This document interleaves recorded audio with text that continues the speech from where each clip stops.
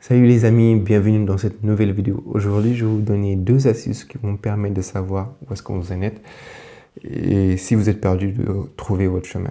Un jour, il y a quelqu'un qui m'a raconté une histoire à propos d'un chauffeur de taxi et comment ça pouvait impacter ma vie et comment ça pouvait m'aider à prendre les bonnes décisions. Donc, imaginez que vous êtes à la gare, vous preniez un taxi et que vous dites au chauffeur de taxi, allez-y, conduisez, on y va. Vas-y, conduis. Le chauffeur de taxi vous demande, mais vous allez où? Vous dites, je ne sais pas où je vais, mais je veux que vous conduisiez. Qu'est-ce qui va se passer?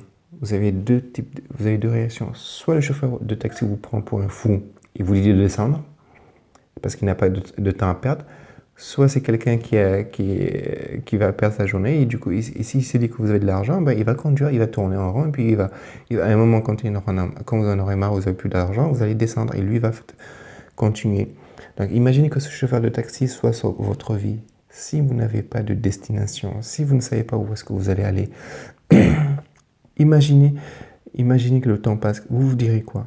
Mais vous avez fait du surplace? Vous avez tourné en rond toute votre vie. Vous avez tourné en rond toute votre vie. Et moi, chaque jour, j'essaie de me dire, il ne faut pas que j'arrive au bout de mes 60, 80, 90. Et me dire, mais j'ai tourné en rond. J'avais pas de destination et j'avais pas de but. Bon, c'est facile de dire ça maintenant, mais comment savoir si on a des buts ou si on n'a pas de but? Mais je vais vous donner deux astuces, deux techniques que j'utilise souvent et que de temps en temps, je me permets de revoir à chaque fois. Première astuce, il suffit de prendre une feuille de papier. Je vous conseille de prendre une feuille de papier parce que c'est beaucoup plus parlant. Certes, le smartphone, les gens me diront, prenez votre smartphone, je prends mon téléphone et je note et tout. Non, prenez une feuille de papier, prenez un stylo et vous mettez passion. Vous allez écrire passion, vous allez souligner et vous allez trouver 10 passions, 10 choses que vous aimez faire. Et n'arrêtez pas avant que vous ayez fait 10 choses. Ça ne sert à rien de continuer la vidéo si vous ne les faites pas. Vous prenez une feuille de papier, un stylet et vous marquez les 10 choses les plus importantes pour vous, que vous aimez faire, qui vous passionnent. Ces 10 choses que vous aimez faire, peu importe ce que les gens disent, c'est que vous faites, vous en notez 10. Une fois que vous notez ces 10 choses, vous attendez 1 heure, 2 heures. Parce que à un moment, généralement, les gens n'ont pas de difficulté à trouver les 3, 4 premières choses. Mais vous allez commencer à réfléchir pour trouver 5, 6, 7 et arriver à 10. Si vous arrivez à 10 d'un coup, one shot, bon, mettez 15 parce que là, vous êtes au taquet. Mais si vous avez du mal, essayez d'avoir le 10, c'est le minimum. Ayez 10 passions. Une fois que vous avez fait ça, vous laissez tomber le stylo, vous laissez votre papier, vous allez faire autre chose pendant 1 heure, 2 heures de temps, puis vous revenez. Vous allez voir que votre esprit va travailler derrière. Et si vous avez quelque chose qui vous revient, vous notez. Une fois que vous avez vos 10 passions, les choses que vous aimez faire plus que tout, vous retournez la feuille. Vous prenez une deuxième feuille et vous notez les choses pour lesquelles vos talents et vos compétences. Vous allez noter les 10 choses pour lesquelles vous êtes doué, pour lesquelles vous avez le plus d'expérience, pour lesquelles on vous paye si vous voulez. C'est facile pour vous de le faire. Vous en mettez 10. Donc, comme pour la première feuille, vous mettez 10 choses et il faut trouver les 10 choses par ordre croissant, par ordre décroissant. Ce que vous savez faire le plus facilement, après ce que vous savez faire le moins facilement. Ça peut être aussi de votre expérience. C'est des choses qui sont faciles à faire pour vous. Par exemple, je vous donne un exemple. Si vous savez bien expliquer, mettez expliquer ou bien montrer ou bien jongler. C'est des choses pour lesquelles c'est facile pour vous de le faire. C'est aussi simple que ça. Et il y en a forcément 10.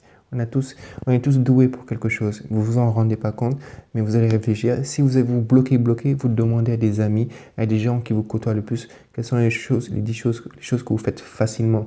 Ils sont étonnés, ils vous disent, mais toi, ça, c'est facile pour toi. C'est tac, tac, ça vient. Donc, une fois que vous avez fait ces 10 choses, vous allez prendre une chose que vous faites, que vous aimez bien et que vous arrivez à faire facilement. Et votre objectif, c'est de vous concentrer sur les choses que vous aimez et que vous savez faire facilement.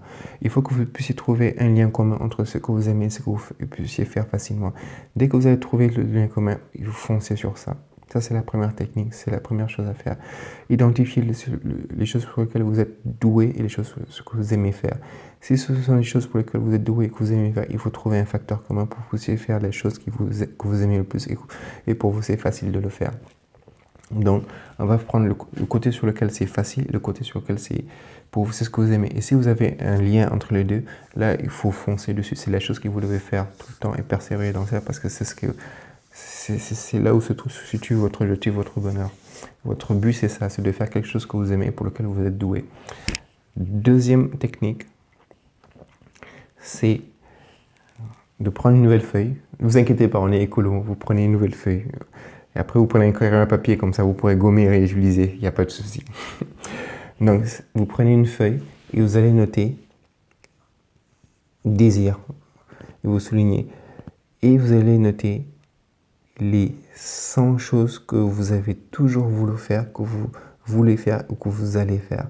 Par exemple, première chose, c'est voyager, aller en Thaïlande. Deuxième chose, c'est aller faire du saut en parachute. Troisième chose, c'est manger un plat que vous n'avez jamais osé manger. Quatrième chose, c'est aller à la montagne. Cinquième chose, c'est apprendre à nager. Sixième chose, c'est faire de la plongée sous-marine. Septième chose, c'est aller danser la Zumba. Huitième chose, c'est par exemple visiter les États-Unis. Je ne sais pas. Vous avez tellement de choses. Dixième chose, c'est par exemple dire à quelqu'un que vous l'appréciez. Ou bien onzième chose, dire à une personne que vous ne l'aimez pas. C'est des choses que vous voulez faire. Ou bien onzième chose ou douzième chose, apprendre un sujet ou bien apprendre la guitare.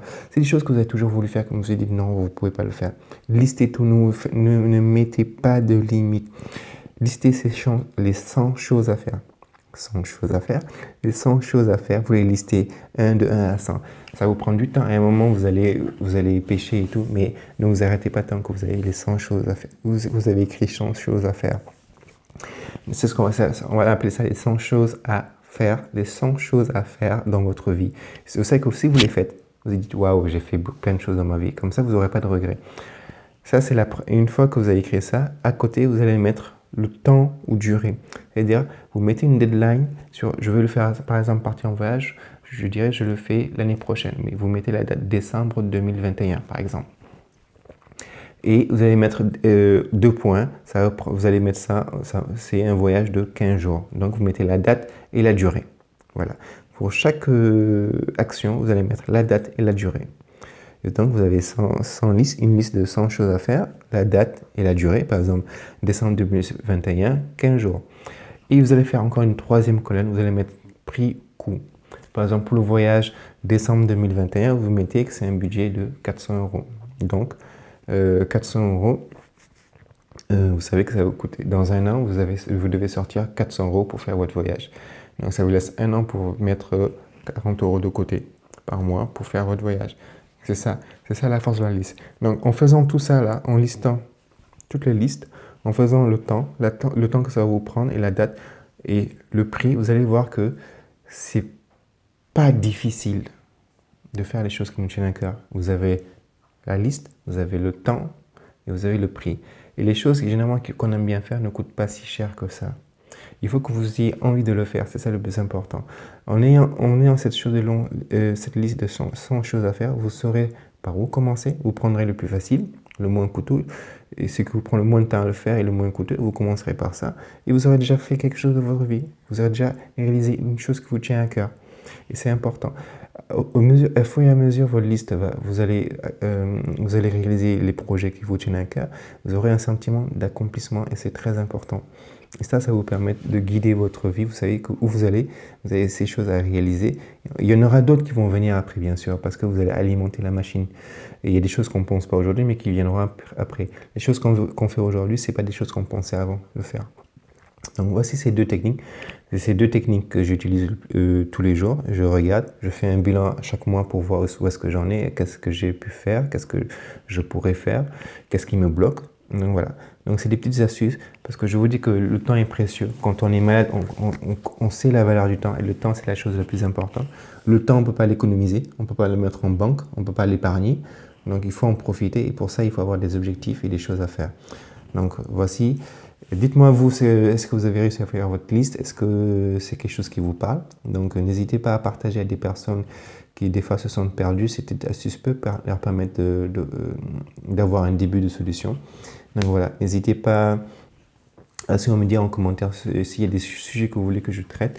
Un petit pouce bleu et partagez avec quelqu'un. Donc si chacun partage à au moins 2-3 personnes, L'effet cumulé fera qu'on sera nombreux d'ici la fin de l'année. Allez, prenez soin de vous. Tchuss.